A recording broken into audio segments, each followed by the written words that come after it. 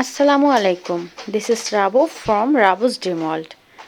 দেখতেই পাচ্ছেন বাসার যত আমাদের এক্সট্রা জিনিসপত্র ছিল, যেগুলো আসলে আমাদের এখন আর কাজে লাগবে না, এই টাইপ জিনিসগুলো সব সেল করে দিলাম।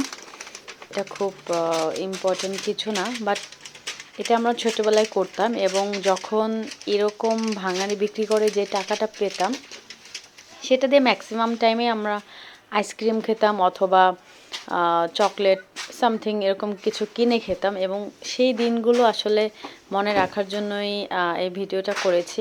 ওই দিনগুলো যে কি মজার ছিল আপনাদের বলে বোঝাতে পারবো না।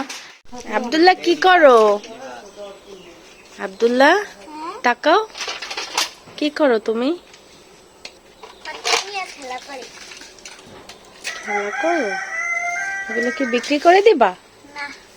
এই ভাঙাড়িগুলো বিক্রি করবে না? এটা বিক্রি করব। তো আমার মতো আপনাদের কার কার এরকম মেমোরি আছে আপনারা অবশ্যই কমেন্ট করে জানাবেন।